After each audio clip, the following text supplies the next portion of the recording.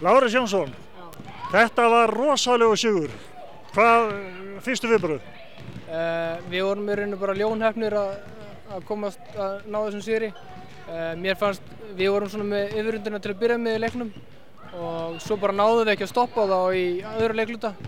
Fjölnir er náttúrulega með frábær sóknarlið og eftir það fannst mér þeir eiginlega bara að vera svolítið að stjórna leiknum og við svona náðum kannski bara að komast inn í hann aftur með baráttu. Og mér var eiginlega alveg hætt að lítast á blikuna og já, við vorum bara heppnir að vinna bara mjög gott Fjölnislið í kvöld.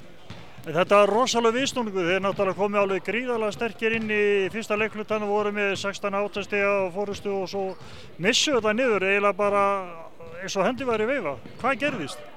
Þeir fóru í svæðisvörn og á sama tíma hættu við að spila vörn. Við skoruðum alveg nóg í öðru leikluta, ég held að við skoruðum 20 eða 22 stig en þeir skoruðu 32 eða 34 stig í öðru leikluta og það er bara alltof mikið. Svo bara var Sörd komin í stuð með 60% þriggjastaða nýtingu, setti 6-10 og ef einn leikmaður skorar svona og svo er það náttúrulega með Viktor Móses sem getur skorað og svo fannst mér bara Orri Hilmars líka að vera frábær af þeim. Þannig að þeir eru bara með svo mörg vopn og ég held að margir búin að dæma Fjölnir eitthvað úr leik. Ég held að það sé bara alltaf snömmt. Það voru líka margir búin að dæma okkur leik og við erum bara að sýna það núna að það er bara var ótímabært í raun og veru. Ég held að það sé bara sama með bæði þessi lið sko.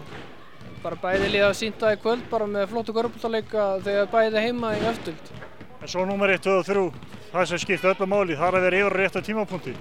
Já, það er Terrence hann setti þarna mikilvægt frákast og ég meina kannski er það sem að skóp sigurinn, þú veist, ekkert endilega bara loka skotið heldur sókna frákastinu okkur, eitthvað svona barátta. Þetta var ekkert rosalega fallegt. Ingi Þór var á leiknum að njósna, það er KR næst, það er bara tilhlökkun. Já, algjörlega, ég meina, ég myndi segja að ég var bara nokkuð ánægður með sóknuna okkar í kvöld en við þurfum að spila betri vörn gegn KR heldur en við spilum í kvöld. Við þurfum ekki að vælið því að vera að skora yfir 90 stig í leik. Nei, það er bara mjög gott en Fjölnir er bara með það gott sóknarlið að þeir geta léttilega að skora 100 í leik. Númer 1, 2 og 3 núna er að kannski að rekka negluna í og passa að leika ekki meira. Það kom ekki meira fleiri stig, svona mörg stig á okkur.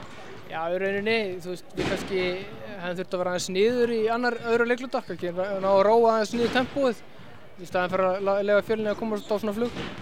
Ég ætla að fara að taka róandi og gera það sömuleiðis og horfa restu vel yfir strákunum til hamingju með sigurinn. Takk fyrir, sömuleiðis.